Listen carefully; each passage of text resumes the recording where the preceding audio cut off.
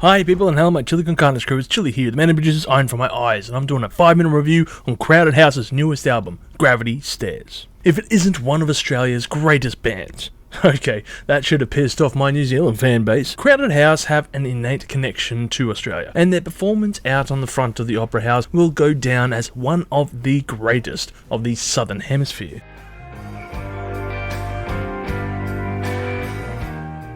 I say this despite the fact I'm not a big fan of the band. Really, I just reserve myself for their best of album, which rarely gets played, but alas, I felt it important to discuss this new release, and to really push myself to hear this new album to see what has come of the band as of late compared to their older stuff. My first thoughts were of fear about some has-been band trying to open a new unnecessary chapter in the band's career, and in essence tarnishing their image in the process. I would say that I was airing caution before approaching the record, but alas I found myself really enjoying what I was hearing on my first playthrough. Maybe I had set the bar too low on approach, like Hermes when he does one of his classic limbo moves, and in turn this record could have sounded like the worst thing ever and I still would have enjoyed it. But nope, it's not actually a bad album, but rather a different sounding one.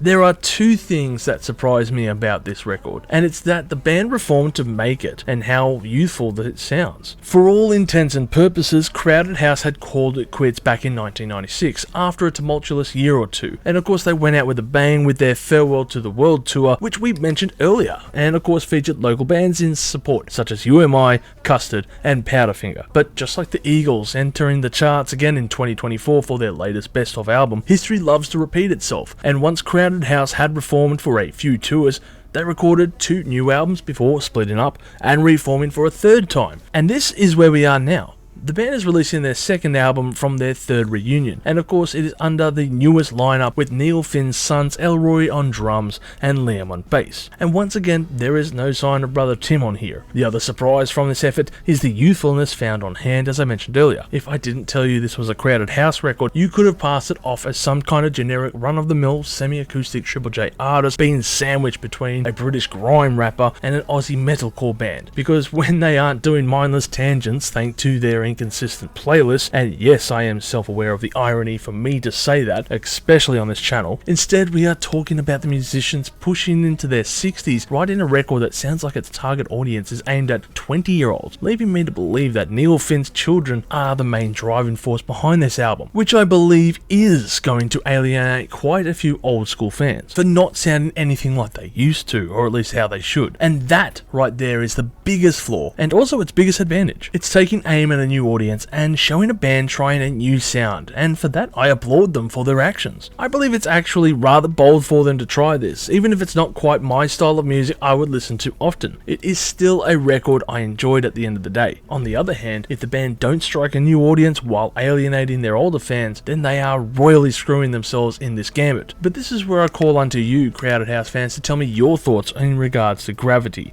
and make sure to comment below. Overall, I will give this album a score of 5 million chilies on the spicy scale, with my favourite tracks being Magic Piano, Teenage Summer, and Can't Keep Up With You. This record is a bit of an odd one, as it's the comeback album no one was asking for by a band that had its day in the sun more than a few moons ago, and yes, isn't as bad as I was expecting. I mean, it wasn't great either, but that's because I don't really love this style of music. However, it just might be the ultimate curveball of the year, and not what I was expecting out of what is left of this band.